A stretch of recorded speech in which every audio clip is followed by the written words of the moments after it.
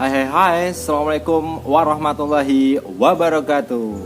Ketemu lagi dengan saya di channel Belajar Bebas Tanpa Batas. Sebelum kalian menonton video ini, pastikan kalian sudah like dan juga subscribe agar kalian dapat menonton video pembelajaran berikutnya. Langsung saja ya, untuk pembelajaran yang pertama kita kali ini adalah tema 3, subtema 1, pembelajaran 1. Nah, untuk subtema 1, pembelajaran 1 yaitu aneka benda di sekitarku, kalian akan belajar bahasa Indonesia, PKN, matematika, dan juga SBDP. Langsung saja ya. Untuk pembelajaran yang pertama yaitu benda di sekitarku, ayah bunda mohon bantuannya untuk mendengarkan pembacaan teks bacaan oleh Ananda. Jadi Ananda nanti akan membaca sebuah teks yang berjudul benda-benda di sekitar kita. Tapi sebelum itu saya akan bacakan dahulu, kalian simak ya. Benda-benda dapat dikelompokkan berdasarkan sifat fisiknya. Sifat fisik benda misalnya warna, bentuk, kekuatan, wujud, atau ukurannya. Nah, yang pertama, benda yang dikelompokkan berdasarkan sifat fisiknya yaitu ukuran. Benda yang ada di sekitar kita mempunyai beragam ukuran. Ada yang besar, ada yang kecil, ada yang panjang, dan ada juga yang pendek. Jadi ketika kalian melihat benda-benda yang ada di sekitar kalian, pasti memiliki ukuran-ukuran yang berbeda. Yang kedua yaitu bentuk. Benda-benda di sekitar kita mempunyai beragam bentuk. Perhatikan bentuk-bentuk benda di bawah ini. Nah, di situ ada berbagai macam bentuk. Jadi ketika kalian melihat benda yang ada di sekitar kalian pasti memiliki bentuk-bentuk yang berbeda juga ya. Ada yang bulat, ada yang kotak, ada yang berupa balok, ada yang berupa tabung dan sebagainya. Untuk yang ketiga yaitu warna. Benda di sekitar kita mempunyai beragam warna ya. Jadi perhatikan benda-benda yang ada di sekitar kalian. Contoh, ketika kalian keluar rumah, kalian melihat daun warnanya hijau. Ketika kalian setelah makan, ketika kalian melihat pisang warnanya kuning. Terus kemudian ada lagi bunga. Ketika kalian melihat bunga mawar warnanya adalah merah dan sebagainya. Coba ayah bunda bantu Ananda untuk menjawab pertanyaan berikut berdasarkan teks bacaan di atas. Ya. Di sini ada tabel ya. Perhatikan benda-benda yang ada di sekitar, kemudian lengkapi tabel yang ada di bawah ini. Berdasarkan bacaan yang sudah saya bacakan tadi, itu ada 3 kelompok, yaitu ukuran, bentuk, dan warna. Nah, di sini yang kalian kerjakan juga benda-benda yang memiliki ukuran, bentuk, dan warna. Ukuran tadi dibedakan menjadi 4, yaitu ada yang besar, ada yang kecil, ada yang panjang, dan juga ada yang pendek. Nah, nanti kalian lihat di sekitar kalian benda-benda yang berukuran tadi, yang berukuran panjang, pendek, terus kemudian besar, kecil, itu benda apa saja ya, bisa di dalam rumah maupun di luar rumah. Yang kedua yaitu bentuk. Nah, bentuk nanti silakan kalian coba lihat juga di sekitar kalian, bisa nanti di rumah atau di rumah teman kalian, yaitu yang memiliki bentuk bola, prisma, kubus, dan balok ya. Nah, yang berbentuk prisma itu nanti apa saja, bola itu apa saja, terus kemudian kubus, kemudian balok. Terus yang ketiga yaitu warna. Nah, nanti silakan kalian cek di sekitar kalian atau di rumah kalian, benda apa saja sih yang memiliki warna merah, kemudian warna hitam, warna hijau, dan warna kuning. Kalau nanti kalian tahu, kalian langsung tulis saja di jawaban yang sudah disediakan. Berikutnya, benda-benda di sekitar kita. Nah, untuk benda-benda yang kalian sebutkan tadi pasti memiliki bahan yang bermacam-macam, ya kan? Nah, di sini kita akan bahas benda-benda yang digolongkan dengan jenis pembuatannya, ya. Yang pertama, benda terbuat dari kayu. Di sekitarmu banyak sekali benda yang terbuat dari kayu. Beberapa di antaranya adalah meja, kursi, dan lemari. Kayu juga digunakan untuk membuat benda kerajinan, misalnya patung dan figura. Nah, kenapa sih kayu digunakan sebagai meja, kursi, terus kemudian lemari, patung, dan juga figura? Karena kayu itu bersifat kuat dan mudah dibentuk. Jadi kayu sering digunakan sebagai hiasan ataupun sebagai bahan bangunan. Yang kedua yaitu kertas. Banyak benda yang terbuat dari kertas seperti buku tulis yang biasa digunakan. Terus contoh lain yaitu tisu, kardus, dan koran juga terbuat dari kertas. Yang ketiga, benda yang terbuat dari plastik. Ternyata sangat banyak alat rumah tangga yang terbuat dari plastik, mulai dari ember, gayung, sampai sendok sayur, ya. Kantong kemasan dan botol air minum juga terbuat dari plastik. Yang keempat yaitu benda dari kaca.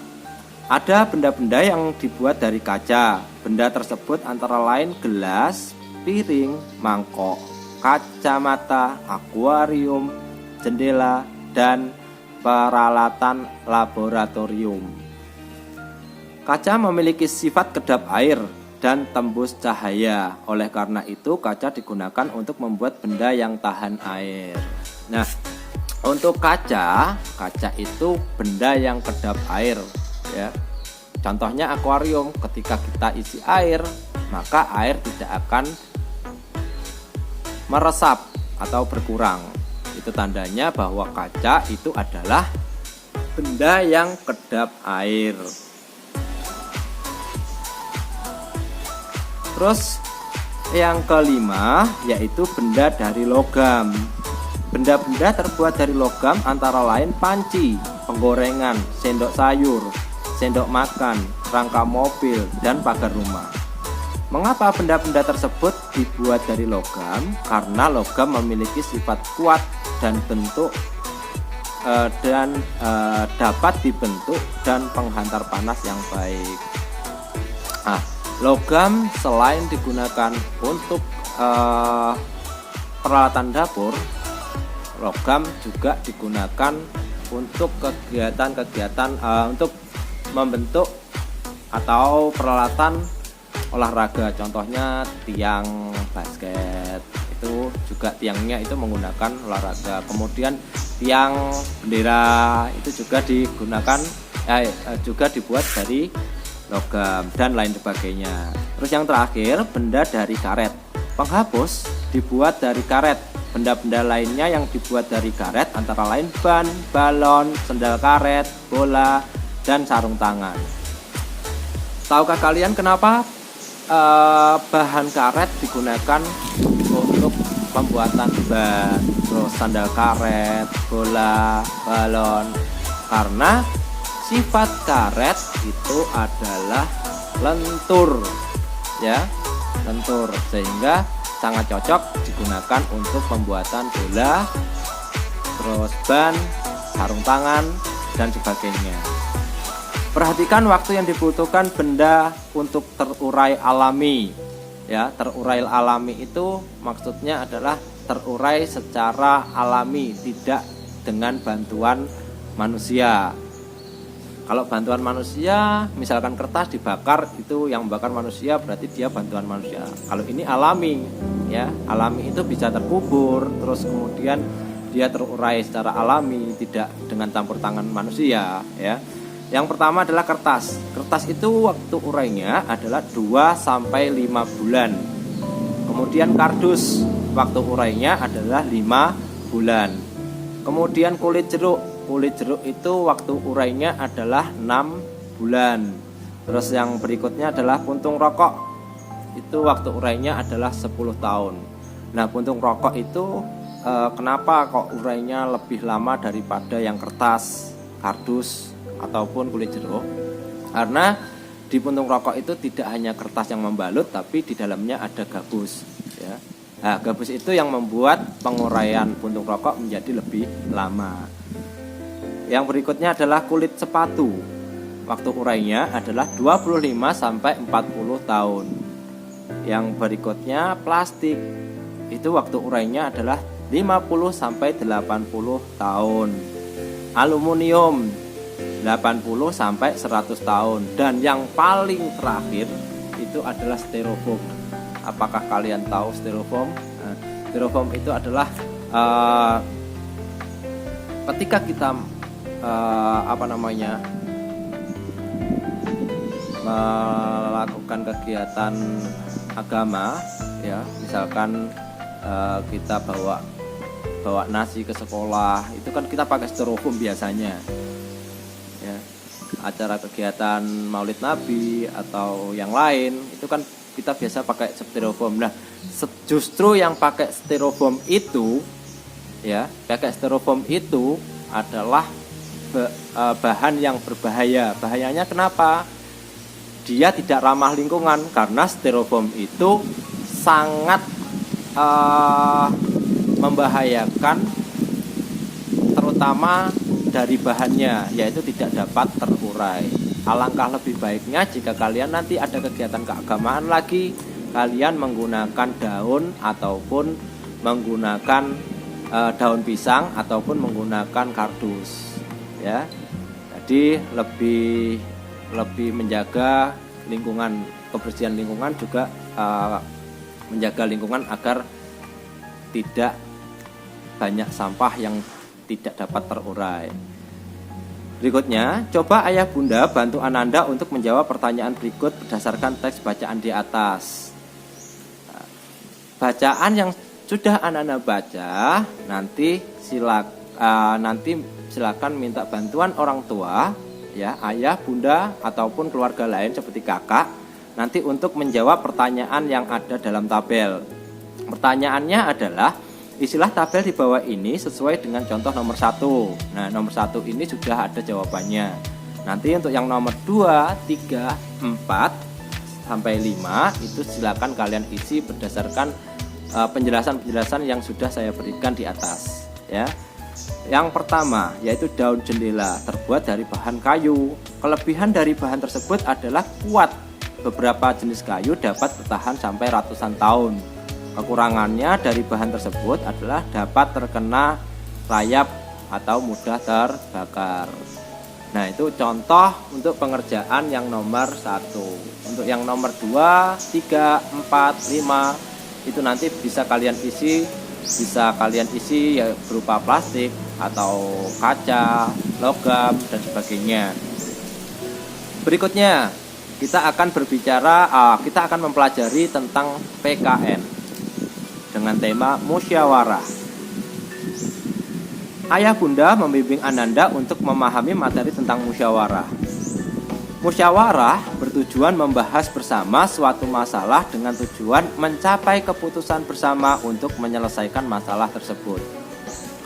Musyawarah dilakukan dengan memperhatikan etika dan sopan santun dalam penyampaian pendapat.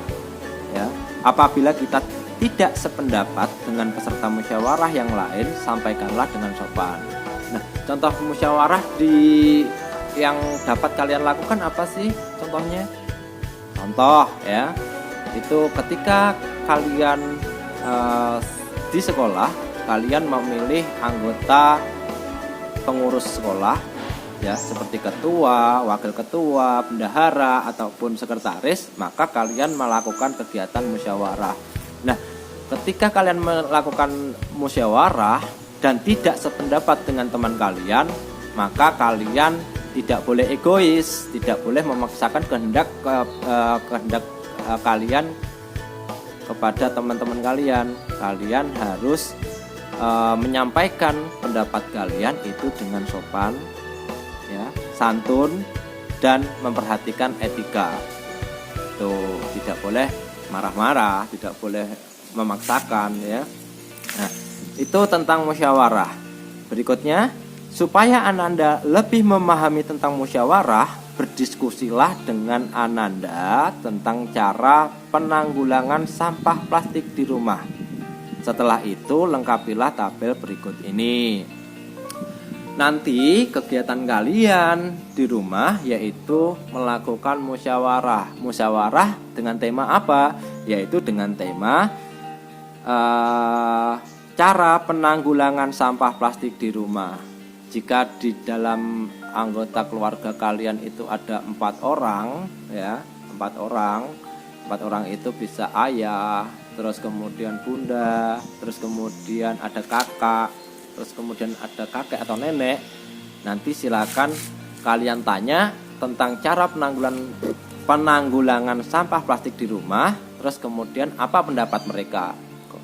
Kalau sudah mereka memberikan pendapat, silakan kalian tulis di kolom pendapat.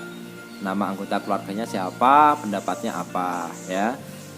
Setelah kalian menanya atau kalian bermusyawarah tentang cara penanggulangan sampah plastik di rumah, maka kalian jawab 4 pertanyaan yang ada di sini, ya. 4 pertanyaan itu, yang pertama, apakah musyawarah yang dilakukan berjalan lancar? Jika nanti berjalan lancar, maka silakan kalian isi musyawarah yang ada di rumah dengan anggota keluarga kami berjalan dengan lancar. Misalkan seperti itu. Terus yang kedua, apakah semua anggota musyawarah memberikan pendapatnya? Berdasarkan hasil musyawarah tadi, apakah anggota keluarga kalian itu memberikan pendapatnya semua? Jika iya, tuliskan iya. Apakah kamu, nomor 3, apakah kamu setuju dengan hasil keputusan bersama? Berikan alasanmu, setuju enggak? Kalau setuju silakan kasih alasannya apa. Yang nomor 4, apakah boleh kita memaksakan pendapat kepada orang lain? Boleh enggak? Nah, silakan kalian isi ya. Nah, pembelajaran hari ini sudah selesai, ya. Itu pembelajaran yang tema 3. Tema 1, pembelajaran 1 sudah selesai. Apabila Ananda masih belum memahami materi pembelajaran ini, Ananda bisa mengulangi atau membaca materi yang sudah dijelaskan tadi. Terus kemudian terima kasih ayah, bunda sudah membimbing Ananda menyelesaikan tugas-tugasnya hari ini, ya. Terus usahakan Ananda tetap disiplin diri, yaitu membersihkan atau membereskan buku-buku yang sudah digunakan untuk belajar tadi. Terus kemudian berterima kasih. Apakah Ananda berterima kasih kepada ayah, bunda, atau kakak sudah membimbing Ananda untuk belajar? Terus yang terakhir adalah Ananda sudah selesai belajar, berarti Ananda harus membaca doa setelah belajar atau doa sesudah belajar. Itu saja untuk yang tema 3, subtema 1, pembelajaran 1 untuk hari ini. Oke, itu saja yang dapat saya sampaikan. Ada kurang lebihnya saya mohon maaf. Wabillahi taufiq wal hidayah. Wassalamualaikum warahmatullahi wabarakatuh. Tetap semangat.